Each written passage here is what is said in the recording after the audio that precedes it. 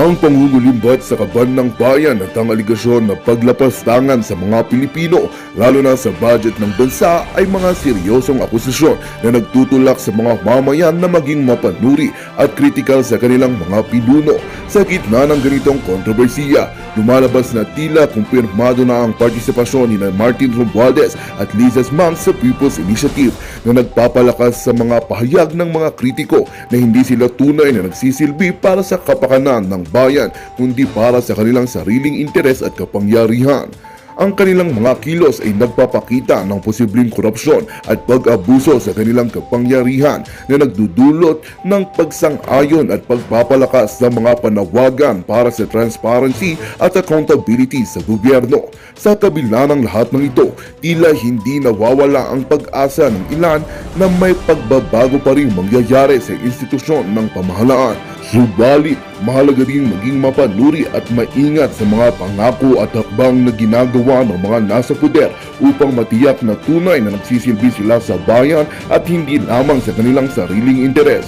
Ang pangungulimbat at pang-aabuso sa kapangyarihan ay hindi dapat tinatanggap ng mamamayan, kaya't mahalaga ang pagtutok at pakikilahok ng bawat isa sa mga proseso ng demokrasya upang matiyak ang integridad at katapatan na nasa pamahalaan. Well, isang na itong katunayan na dapat nating pagkatutukan, ngunit bago ang lahat siguraduhin mag-subscribe at i-hit ang notification bell para sa patuloy na pagtutok sa mga sulyap ng bagong balita sa tunay na boses ng masa.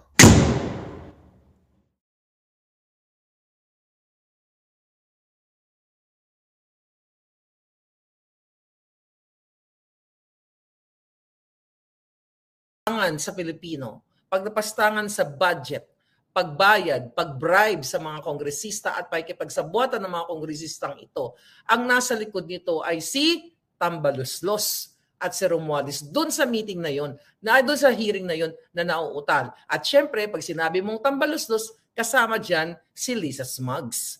So mamaya dadako tayo kay Liza Smangs, di ba? So, napanood nyo ba? Napanood nyo yung mga eksena doon sa Senate hearing? So later on, babalikan natin. Pero gusto ko lang idagdag lang ng konti doon na i-update kayo na kitang-kita na utal-utal itong kasabwat ni Romualdez na lead convener at iba pa nilang mga kasabwat doon na si Martin Romualdez, aka Tambaluslos, ang punot dulo ng pambubaboy, panglilinlang at pangawat ng pera ng bayan para suhulan silang lahat at i-push ang People's Initiative para what? Para baguhin ang ating konstitusyon at what? Para magkaroon ng extension of term limit sa kanyang pwesto sa pwesto ni Kuting kasi mismo may text message dyan na ipinakita ko sa inyo si Senator Amy Marcos na pinapayagan siya ni Kuting. Di ba? Hirap na hirap ako kanina kay Attorney Vic, hindi ko matawag na Kuting si Kuting yung dati yung friend niya. All right, but syempre you have to respect your your guest unless na lang kung game siya sa mga kuting-kutingan, di ba? But anyway, I tried my best. Na-miss ko kasi si Kuting eh. Ayan. So anyway, mga palangga, di ba nakita ninyo yung text message na galing mismo kay Senator Amy na may basbas sa likod. May basbas yun ng kanyang kapatid at ni Liza Smangs, etong People's Initiative na ito. Kaya naman, ganun kalakas ang loob nitong si Romualdez kasi nga, magkasabot sila ni Liza Smangs. Tingnan mo yung itsura nila, halos kambal na sila, di ba? Halos magkahawig ng mga jutang Genemes. Yun ang nami-miss ko sa kanina kay Attorney Vic. Ayoko lang siya, syempre.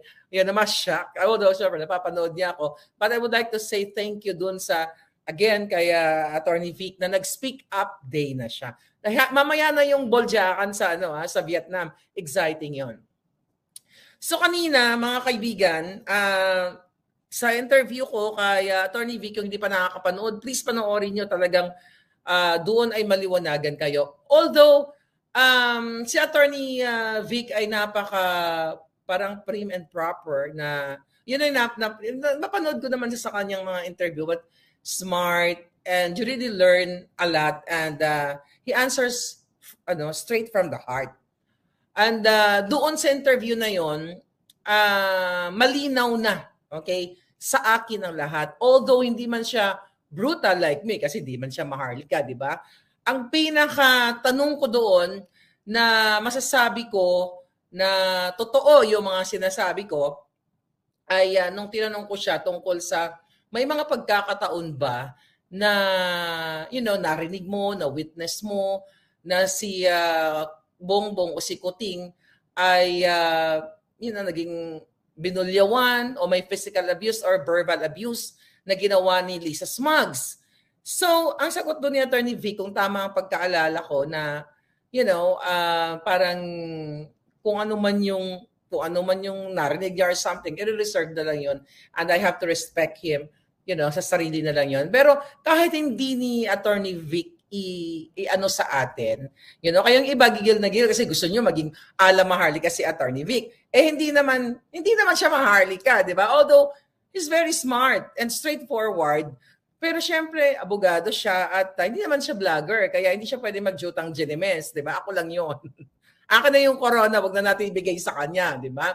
So para sa akin, kung you're smart enough at marunong kang magbasa ng kanyang mga mensahe, yung kanyang, the way na i-deliver niya, para sa akin, okay, ay under desire talaga si Kuting. Kasi, marami kasi naka-witness. Actually, sa Vietnam ngayon, nagjumbagan sila kahapon. Nagjumbagan. So ngayon,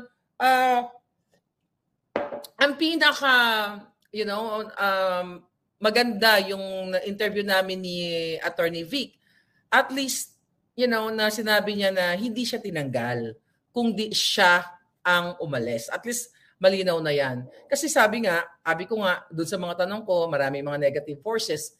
And I know that. Kasi isa yan sa mga vlog ko, isa yan sa mga puting ahas ko na kung ikaw ba naman, sabi nga ni Attorney Vic, di ba, ang daming nagka-counterflow, di ba? Imbis na pasulong, para sa tungo sa pagbangon, ang ginagawa, mali-mali, di ba? Ang ginagawa, sumasalungat doon sa magandang layunin dapat nila ni Kuting. Kaso lang, Attorney Vic, abait siya, masarap siyang kaibigan, di ba? Masarap siyang kaibigan, talagang hindi kanya bibitawan hanggang huli. Hindi kanya, yun ang napansin ko. Doon pa rin yung respeto niya kay Kuting. And, commendable yun. Kasi iba-iba tayong tao. At bilang isang kaibigan niya dati, ay imagine mo may respeto pa rin siya sa kabila ng binudol tayo. I mean, may respeto pa rin siya dahil siguro yung pagkakakilala niya kay Kuting dahil lagi naman silang magkasama, di ba? Doon sa time na lumalaban nga si Bongbong Marcos dito sa electoral protest. And maganda yung ipinakita sa kanya. Di ba? Doon sa pang-araw-araw, every time na magkita sila. And you have to respect that. Ako naman, maganda rin naman pinakita sa akin ni Kuting, pero ilang beses lang naman yon. At alam ko na budol lang talaga yon. So, kung gusto nyong, yung kanina yung mga na nag-message sa parang gusto nyo talagang mag-ala Marlon kasi Attorney Vic, no. You can't do that. Kasi hindi yun ang personality niya. And, Tapos, ang pinakamaganda doon ay nag-speak up na siya. So, imagine niyo, ako para sa akin, talagang panalo na tayo. Although, bonus na lang yun na mahila natin si Kuting palabas dyan sa kanyang ini-enjoy. Actually, si Liza Ahas Araneta Marcos ang nag-i-enjoy sa power.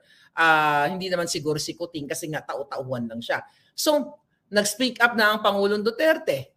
Malupit ang kanyang binitaw mga salita tungkol sa bangag, tungkol sa pagiging pulboronic. Nag-speak up na ang pamilya ni Pangulong Duterte. Ang dami na si Harry Roque, si Atty. Glenchong, andyan kayo. Then, meron tayong Vic Rodriguez na napaunlakan pa natin at nakausap natin siya na malaman natin kung ano yung saloobin niya at ano yung talagang na-experiensya niya nung time na nandoon siya sa administrasyon ni Kuting. At nakita nyo naman na mismo galing sa kanyang bibig na talagang kailangan daw ni Marcos na mag-step up. 'Di ba? O mag-step in sa mga decision making, So, malinaw. Kaya nga 'di ba nilinaw ko sa kanya, kay Attorney Vic, nang ibig bang sabihin noon hindi siya ang nagdedesisyon sa mga bagay-bagay at pinaliwanag niya na maganda yun. Hindi lang naman siya mag-isa nagdedesisyon kasi may mga cabinet secretaries. Pero the fact na sinabi ni Attorney Vic yun, alam niya sa sarili talaga niya na mahina itong kanyang kaibigan. Kaya nga, nagsabi siya na kailangan ni Kuting na mag-step up. Kaya sabi ko, I don't think so na mag-step up pa siya dahil talaga under desire talaga na-jombag ba naman siya doon? 'Di ba? Na-jombag nga doon sa New York. Then ngayon mga palangga, yung sa Vietnam, mamaya na 'yon kasi nasa Vietnam sila ngayon. At doon sa mga sa mga binanggit ni Attorney Vic doon sa interview, ang tinanong ko sa kanya kung ano ba yung pinakamagandang natutunan niya during nung panahon ni Kuting na nandoon nung time na nandoon siya kay Kuting. At alam mo, napakaganda, i-share ko sa inyo yung sinabi niya nandiyan sa vlog na ang senior niya is yung magandang iniwan na mensahe sa kanya ng physics teacher na nung siya ay nag-aaral sa high school. Ito very powerful. Nasabi niya, be very, very nice and good to the people that you meet as you climb up the ladder of success. Because there are the same people that you're going to meet when you go down, 'di ba? Ang ganda. So parang ang ibig sabihin nito mga palangga, in general lahat sa atin at talagang applicable 'to. Maging ungrateful ka. 'Di ba? Maging mabuti ka dun sa mga taong nakakasalamuha mo, yung tumulong sa iyo na walang-wala ka. Nagpakain sa iyo, nagligtas sa iyo sa kapahamakan, nagligtas sa iyo sa kahiyan, 'di ba? Kasi sabi nga sa sinabi ng teacher niya, pagbagsak mo, ito pa rin yung mga kasama, ito pa rin yung mga tao mga kasama mo. At isa dun sa tanong ko, ano yung mga mensahe ng mga loyalista kay Attorney Vic? Kasi syempre nagkampanya siya. Ano ang sabi? Nakalimutan sila. Wala nang access, pinutol na. Remember my vlog, Agosto pa lang nung sinabi ko sa inyo na after winning ni Kuting ang mga group chats ay kinat lahat yung line. Pinagpuputol na yon. Kumbaga dinilit na yung mga group chats na yon sa iba't ibang mga leaders. So kanina, narinig natin na August of 2022 nung ako ay nagsimula ng nganganga bells dito, mga palangga, ay talagang ngayong araw, na-confirm natin mismo from former executive secretary na ito talaga ang ginagawa ni Kuting. Kaya nga kahit gaano ka respetado o kabuti itong si Attorney Vic bilang tao, bilang sa kanyang former boss, former friend, o friend pa rin naman sila, kaya lang hindi na sila nag-uusap dahil bangag si Kuting. Laging bangag, di ba?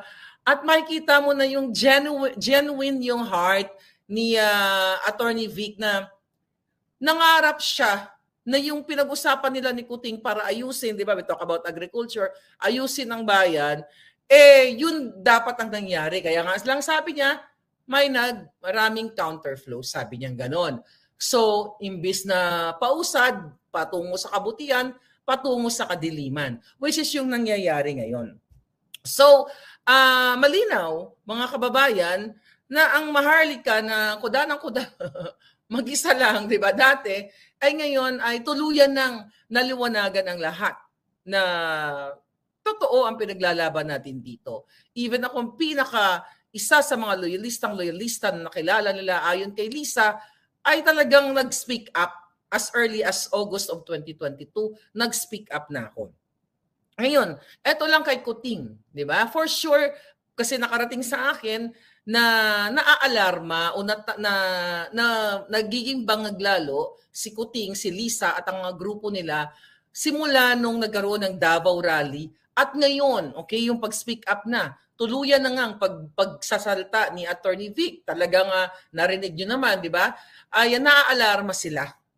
Dahil hindi nila na-anticipate, hindi nila akalain na yung dating Maharlika lang na pinagbibintangan nila na hindi na pagbigyan ng posisyon, okay, which is hindi naman nag-apply at hindi naman qualified, di ba? Paulit-ulit kung sinasabi na yun ang binabato sa akin, na hindi ka lang nabigyan ng posisyon ng ambassador, ganyan-ganyan. So ulitin ko hindi ako qualified at syempre hindi ka naman tatanggapin na blue passport ka at hindi rin ako nag-apply.